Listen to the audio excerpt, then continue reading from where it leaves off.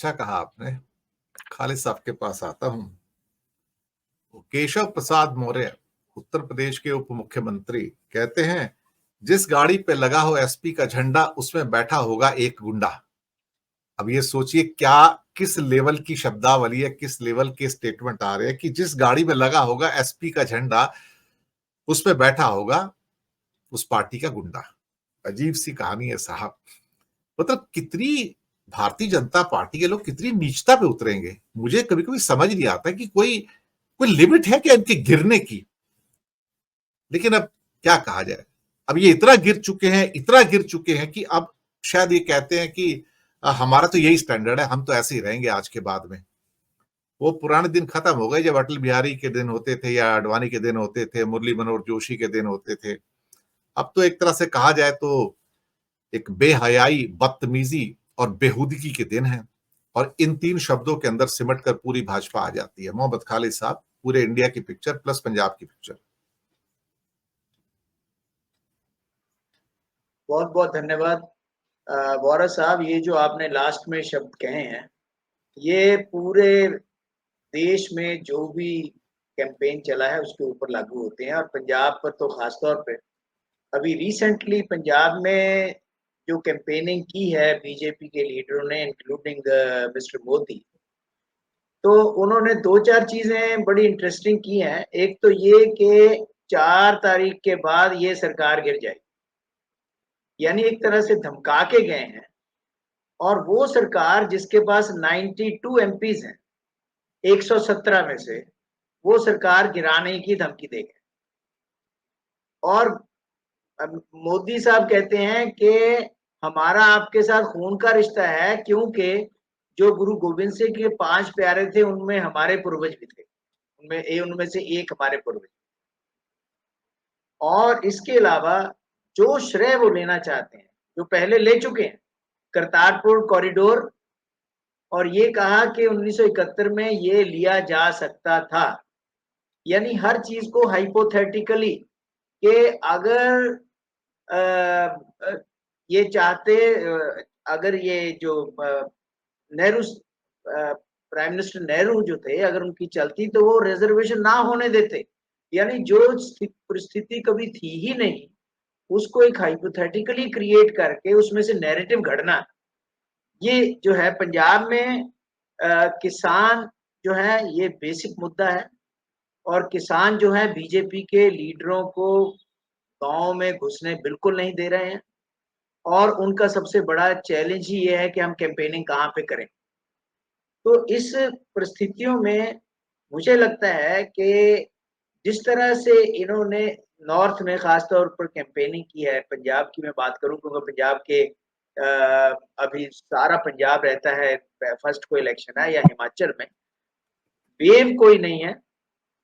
और जो बीजेपी चाहती थी कि पंजाब में सिख फेसिस को अपने में शामिल करके उसके बाद एक सिखों के अंदर सेंधमारी कर सकते हैं, वो नहीं हो पाया। बीजेपी को मैक्सिमम एक सीट मिल सकती है, मैक्सिमम एक सीट, चाहे वो गुरदासपुर की हो या अमृतसर की हो। बाकी कोई सीट उनके बस में नहीं है। इवन अकाली दल भी काफी कैंपेनिंग में पीछे है। एक्चुअली जो लड़ाई है वो आम आदमी पार्टी और कांग्रेस में है, और दोनों जितनी भी सीटें जोड़ते हैं वो इंडिया गठबंधन का पार्ट होंगी।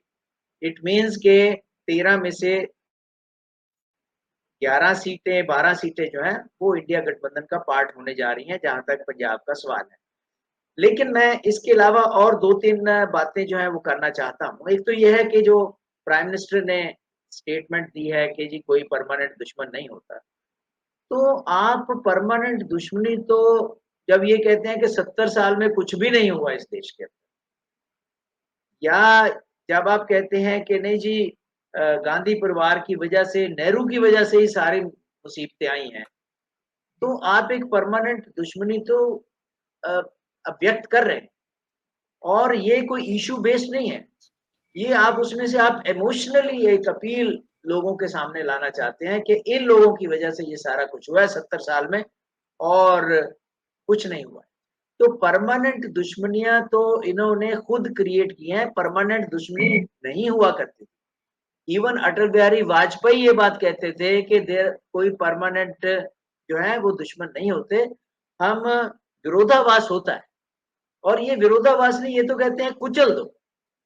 और कुचलने की इतनी कोशिश की है इन्होंने अपोजिशन को पिछले 5 साल में, यानी बुलडोज कर दिया है। वो एक तो बुलडोजर इस्तेमाल किया है, जिसको ये बुलडोजर जस्टिस कहते हैं, और दूसरे अपोजिशन लीडरों को जो बुलडोज किया है, बुरी तरह से चीफ मिनिस्टरों को अंदर करना, ईडी, सीबीआई, और इनकम टैक्स के रेड वगैरह, ये सारा कुछ करवाना और उस समय करवाना। मैं आपको एक 2 एग्जांपल्स देता हूँ। वीरभद्र सिंह के घर में बारात आई खड़ी थी और ईडी का रेड करवा दिया।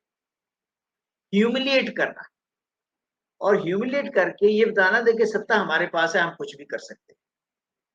तो वो ये चीज़ें जो हैं ये करते रहे हैं। जहाँ तक डोरे डालने का सवाल है, मैं आपको बताता हूँ कि ममता बनर्जी किसी भी तरीके से इनके डोरों में आने वाली नहीं है, क्योंकि ममता बनर्जी का अपना भविष्य भी नज़र आता है।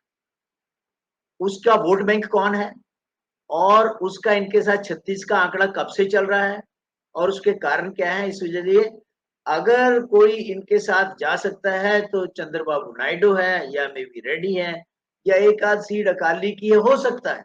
वैसे अकाली भी इस समय पूरे इनके ऊपर लगे हुए हैं। ममता बनर्जी के जाने का तो मतलब नहीं किया। नवीन की आपने बिल्कुल सही कही।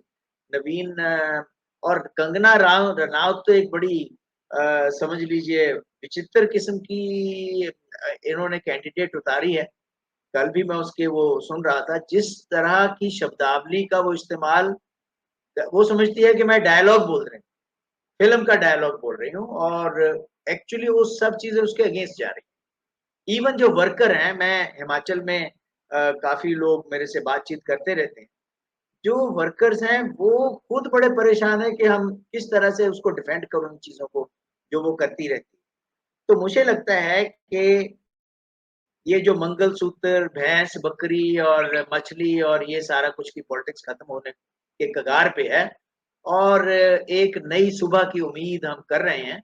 और वो जो नई सुबह होगी, वो आइडिया ऑफ इंडिया जो हमारे संविधान निर्माताओं ने हमें दिया था, उसका उदय होगा, उसका पुनर्जन्म करेंगे, उसको एस्टेब्लिश करेंगे।